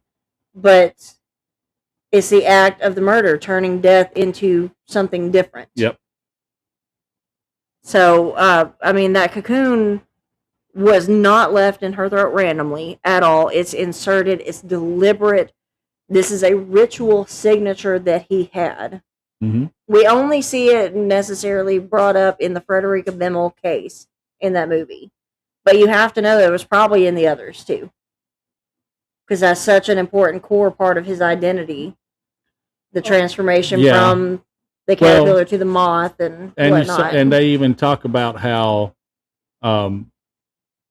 he's actually he was able to get these moths because he's growing them. He's I say tending he them had to have the himself. eggs imported, Yeah. for sure. But yes, he is growing them from larvae. So it's From not eggs like to larvae it's not like something he had found. Oh, this would be neat. This is absolutely part of his plan. Part you of his. see him talking to them, and like one, like he puts up close, and like you can see his little feelers on his nose and everything. He loves these things. So yeah, they're like any one of our dogs to us. Like it's 100% intentional, and I think he probably did put it in everyone. And I do have thoughts, at least somewhere on each victim. Yeah, I'm sure. Or somewhere around them, maybe. Yeah. Like I think that was absolutely, because that is very ritualistic. Mm-hmm. That's going to be somewhere, even if the movie didn't show it. Yeah, it's not like an afterthought. This is part of the ritual. And my thoughts on that are kind of multifaceted. There's the idea of rebirth. Mm-hmm. The cocoon represents the emergence into a new form for him, which is what he wanted. He wants to be someone other than who he is. Yeah. Bill sees himself as being trapped in the wrong existence, although not necessarily in the wrong body like we think transgenders are claiming today. Yeah. So it's not that. Mm-mm. Again, very misunderstood part of the movie, but it is absolutely not that. I think the reason, and I'm not saying that like to like be on their page. It's not or like anything, but it's not. He wasn't transgender.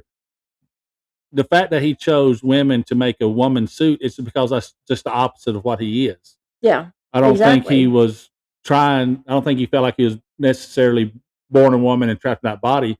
He was just born wrong and trapped in that body. So he wanted to change everything about it.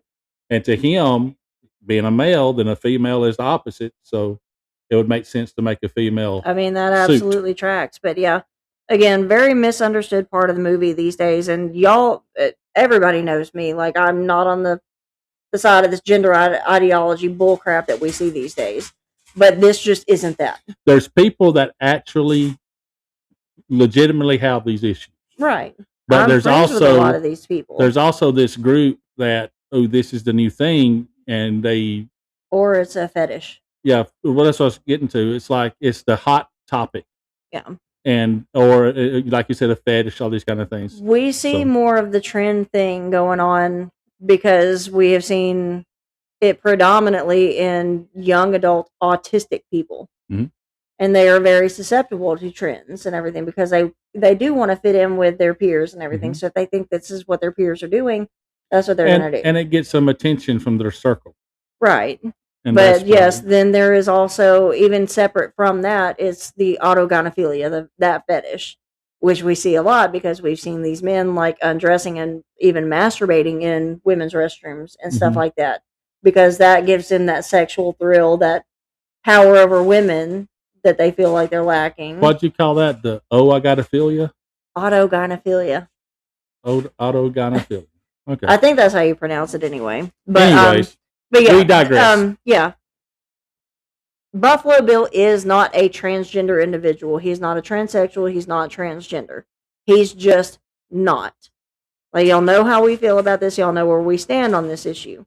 That's just not what's happening in this story. Mm-hmm. Like, we know he doesn't suffer from gender dysphoria or anything else. The cocoon, the moth, and everything symbolizes his struggling to emerge from himself, from whatever made him hate himself so much that he feels like he needs to be somebody completely different. Mm-hmm. That's what that represents. Then there's, like you mentioned, the creation through destruction. The you turn death into something different. Mm-hmm. I call that the creation through destruction. To create the moth, the caterpillar has to cease to exist. Buffalo Bill sees himself in this point of the series and everything. He is the caterpillar. The caterpillar has to cease to exist. Yep. Now, he's not going to kill himself because he knows that then he'll just die. Mm-hmm. That's not the point. He believes his old identity, quote unquote, his old self must die. Yes. So in order to kill his old self, he has to become someone completely new. Mm-hmm. the victims almost become like a proxy for this. They're the ones dying instead of himself. Right. And he's just using that to create the new self. Mm-hmm. So, yeah, proxy kind of they're symbolic of him killing part of himself to create something new from it. And using that death Yeah. for creation, like you said, with the skin and whatnot. And yeah, I mean, the cocoon being placed inside the victim suggests the transformation being imposed on another person at the same time. He can't transform himself naturally, and he knows this. It just adds to his sense of self-loathing, the fact that he knows he can't actually change himself. Right. I think that's more of a subconscious thing. He doesn't really let himself think about it too much. But he knows that he's never going to change who he actually is. Mm-hmm. And he hates that. Yeah. He tries to manufacture this transformation then through the murder of others. Basically transforming them. They're not people anymore. They've become something else. And they do that in his search to become something else himself. But the Death's Head moth specifically is also very telling because historically it's associated with death, obviously. Superstitions, different superstitions across the world. The supernatural kind of ties into that. Mm-hmm. Then it's the transition between life and death. That's kind of what generally this moth represents. Right. So for Bill, it has now become this perfect symbol. It represents both death and transformation simultaneously for him. So it's exactly what his murders represent. The moth, it's again, like I said, it's a signature in forensic profiling. So we know, even if it's only mentioned in the movie one time, we know that it was probably found. They went back and looked at other victims like, hey, where is this? Yep, exactly. There's no way it could have gotten in this woman's throat accidentally. She couldn't have swallowed it from the river. No, that was put there on purpose. So that's a signature. The signatures are not necessary. They're a psychological thing for the person. Without them, Bill and other killers like him, without that specific signature, it doesn't fulfill that psychological need that they have. It does not emotionally fulfill them. Like it almost like, you know how I always say like clutter is like an itch in the back of my brain and it bothers me. I think to me, like that's the best way I know of to understand why these signatures are necessary for them. Because if they don't do it, then it's like that itch in the back of their brain. And I don't know if that makes sense to anybody else but me. But I don't know. Between the moth, between the aliases, between this horrible skin suit that he was doing, all of these are proof that he hated himself so much that he was willing to do the worst possible things to other people. He kept these women alive. I mean, there's an element of psychological torture there just to loosen their skin up. He kept them alive and starved them. Yeah. He would pick, and it's part of the movie too, he would pick larger women, and then he would, you've seen the thing where it puts the lotion on its skin, which is down in the well. He's keeping the skin moisturized. He's keeping the skin healthy. And then starving them so the skin will loosen up so it's easier to manipulate. I mean, you've seen the people who lose like massive amount of weight. The skin is very loose. It's very baggy. Like that's what he was doing to these women. And you even, I think that there still probably was a part of him that was still pretty human because remember when she's down in the pit and she's screaming and she's crying at this point. She's saying, I want my mommy. She is reduced to her basest self. I want my mommy. I want to go home. Every single person listening to this, you sitting right here, we all recognize that in ourselves. And you see him become visibly upset by this. Like he's almost crying and he finally has to snap himself out of it and scream at her and walk away. Right. Because he can't tolerate seeing her as a human being, as a person. And that's one of the things that the police were doing was repeatedly saying her name on interviews and on camera, well, the stuff mother like that. specifically, they interviewed her. And So she kept saying her name, Catherine. humanizing Like, her, yeah. And speaking of and she was a senator, right? A Republican senator. Tennessee, I think, yeah. Mm-hmm. And what I liked about it was one of the throwaway scenes, if you will, or throwaway lines. I think actually meant a lot. Was he was talking to her face to face to get some. He was trying to get like privileges. Privileges. And stuff, that's a good way to say it. But anyways, she would only give it to him if he gave her information about how to find her daughter. Yeah. So, but as she's walking away, he calls back to her, says, "Hey, I love your suit," and kind of was it suit or shoes? Love your shoes. So he said suit. Anyways, might have been one or the other. I might can't have been remember. shoes. Not to think about it. Anyways, in my mind, it was suit. Always has been because of the suit that's being built. Well, before that, and it's telling because Hannibal still has that psychological need to inflict pain on others. Mm-hmm. So he was. Well, you see him. He asked if Catherine, the daughter, was breastfed. Did you nurse her? And she said, "Yeah." He said, "Toughen your nipples, didn't it?" Mm-hmm.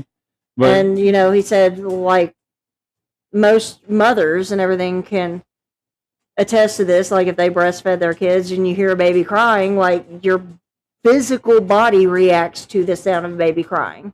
So he was asking her, like, when it's your little girl on the slab, what part of you is going to tingle then? Mm-hmm. And she was disgusted. She was like, "Take this thing back to Baltimore." And that's when he starts shouting names and everything, descriptions and whatnot. And then as she turns around to leave, that's when he winks at her. That iconic Anthony Hopkins wink in my mind. Mm-hmm. And it's either I think it was love your shoes.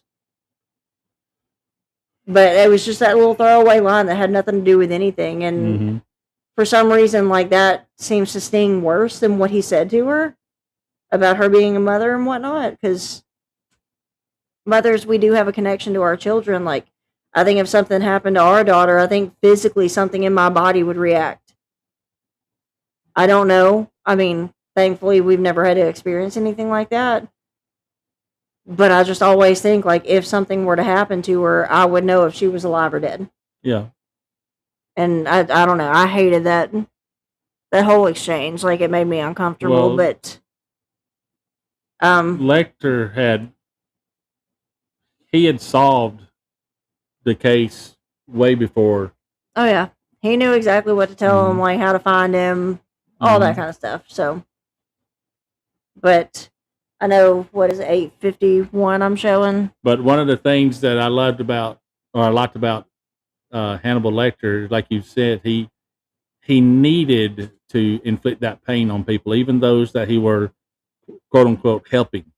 Yeah. That was part of that, I guess, a power thing. Because Lecter, no matter what else, he's a narcissist. Oh, absolutely. I would say definitely cluster B personality type, which is more the antisocial personality, what we consider psychopathy today. The complete lack of empathy, like no connection to another human being, narcissism, ego, all of that is in play. And we have talked about that on early shows. So I'm not going to go too far into that because we do have juxtaposition on after us tonight. But I want my end thoughts, especially on Buffalo Bill. Hannibal Lecter, like you said, he solved the Buffalo Bill case long before Clarice Starling ever found him. And Clarice was the one that did, like, kind of stumble onto him at this point. But not because he knew where Bill was, but because he understood what Bill wanted. He was able to get into that mindset. The moth was not evidence of a killer obsessed with death. It was evidence of a killer obsessed with rebirth and transformation. Bill wanted to be someone and something else other than what he was. Every victim, every cocoon, every stitch in that awful skin suit, it pointed towards the same desperate goal. James Gum, John Grant, whatever alias he was going by at any given time, he was not trying to become a woman. He was just trying to escape being him. Right. That's about the It's completely rebirth from everything. He just did not want to be himself. Mm-hmm. But the even we didn't have time for it to really get into it tonight, which we didn't. But the interactions between Lecter and, like I said, the police, the detectives, the people that he was supposedly helping, is pretty amazing as well. It's cinematic masterpiece. I say If you again, watched if it. anybody has not seen Silence of the Lambs at this point, you need to go find it. I think like Tubi has it for free right now. So yeah, I don't know. Like you said, cinematic masterpiece there. Mhm. Like it was so good. And it's the best Jodie Foster's ever looked, in my opinion. Yeah, you were telling me that earlier. Like that's the Yeah. most attractive you've ever found her. Mm-hmm. I was like, really? That one? Yep. For sure. Yeah, I think I touched on all the main psychological aspects. We didn't even get to the last movie, which is Hannibal, when he's free, because that, spoiler alert, at the end of Silence of the Lambs, Lecter escapes. Slaughters guards and everything. That scene, iconic. Yeah. Like that one body strung up like an angel almost. But so the third movie is him, Hannibal, in Italy. Yeah, in Italy or Europe, in something Europe, like that. Yeah, and he's a free man. He's out in the wild, if you will. And they also change. I want to touch on this. They change Clarice's actress. Oh, yeah, Jodie Foster after Silence of the Lambs. That end scene where she's in the basement in the dark and everything. All that was real. Like the actor playing Buffalo Bill, he actually did have like the night vision goggles. She did not. She was in the pitch black. So all of that terror, all of her shaking, feeling her way around, all of that is a genuine reaction. And she said after that, like it traumatized her so much, she's like, I'm never doing another one of these movies. Well, she says that it was traumatic. No matter, I mean, throughout all of it, it was traumatic. But that last scene in the basement's what really done it into her. So she couldn't Julianne Moore comes into play in Hannibal specifically, and she did very well. I actually liked her in that role. So yeah. I think she did Clarice justice. So yeah, she did good, and it's a great movie as well. The Hannibal 2001, I think I said it come out. Yeah, and it does. You need to watch it because it does kind of tie up the show pretty well. Yeah, and you see a whole nother level of Hannibal Lecter too, as far as he's more culture, more. He's able to live like the cultured refinement and everything like he always wanted to, but he couldn't in prison. What is so amazing is the way Anthony Hopkins plays it. How he'll be so proper, and all of a sudden, an animal. Yes, like absolutely vicious. Yep.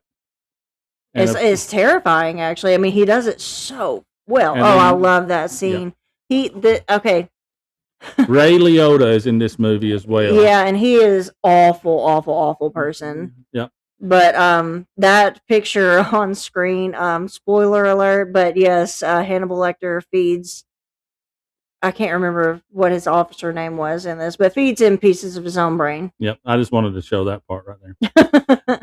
Yeah. That is, I love that scene. I forgot about that. I love that one. So, like I said, we could go probably another hour just shooting the breeze about Hannibal Lecter. I could walk you through each and every movie if we had the time. You kind of did. So, but I love those movies. Like that was kind of my almost introduction to like serial killers and stuff like that. Well, like we said at the beginning, this is starting of a mini series for Front Porch Forensics. The real killers. Again, that's REEL, killers. Yeah, movie reel. And we'll be looking at the cinematic universe of serial killers. There'll be some TV shows. There'll be some movies. Basically, silver screen and small screen alike. Yeah. Some of the iconic guys that we're going to look at.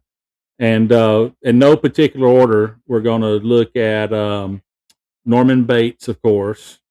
John Doe from Seven, Patrick Bateman from American Psycho. I can't wait for that one. That one's gonna be fun. Dexter Morgan. Of course, that's from, I think it's It's a series. It's not a Showtime movie. series, It's yeah. a series. Original Showtime series. So And then we got one, Mr. Brooks, which is kind of one. It's Kevin love that one. Costner, right? Yes, it's Kevin And Costner. It's so freaking it's good. kind of a hidden gem movie, and it's really good. We look at that. Speaking of a hidden gem, there's a movie series. I think there's two of them, and then a TV series as well called Creep. The movies, definitely watch those. And it is about a guy named. It's played by Mark Duplass. Yeah, he's got a couple of aliases. In the first movie, Creep, he goes by Joseph. And in the second movie, Creep 2, he goes by Aaron, which is the victim in movie number 1. So you assume that Joseph is also a victim. But he's got another alias or persona called, what's it? Peach Fuzz. The werewolf. Oh my gosh. It's Creep, so y'all. good. Creep is wonderful. It's almost like a found footage movie as well. Yeah.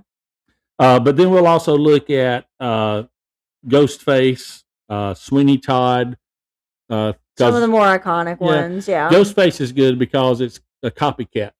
We can look at the I definitely want to touch on the psychology of copycat killers. And then Ben, which is a new one from this movie called Apex that we just watched. Ask him how I react to that. Very good. When we get to it, we will. But it's 8:59 right now, so we're going to go ahead and shut down for the night.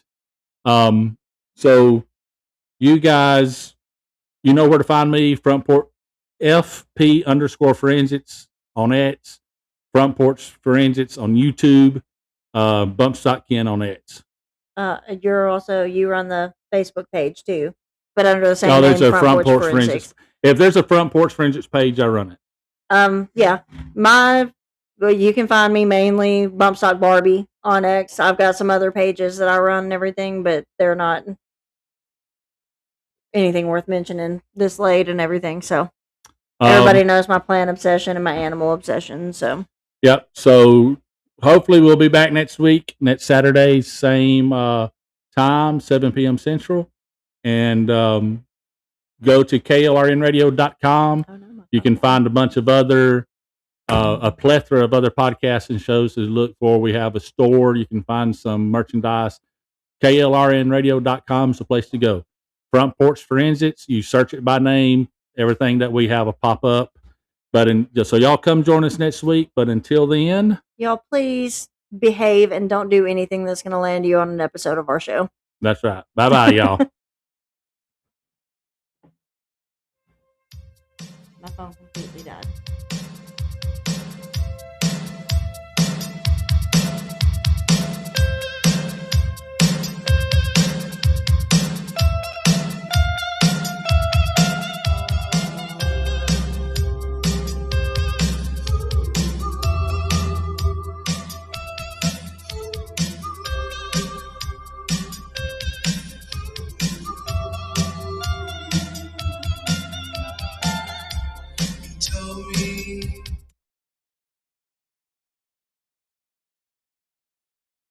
What did you do?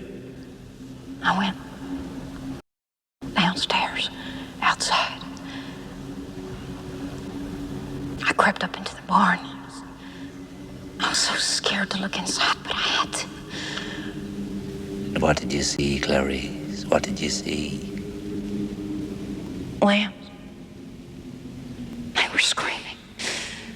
They were slaughtering the spring lambs? And they were screaming.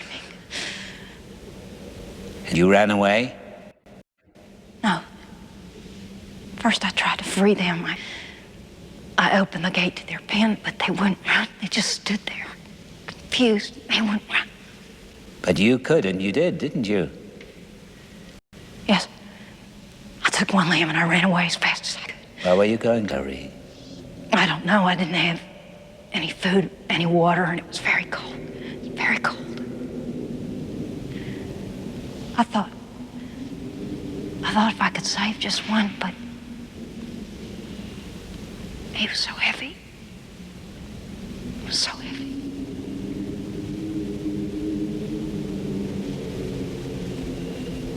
I didn't get more than a few miles.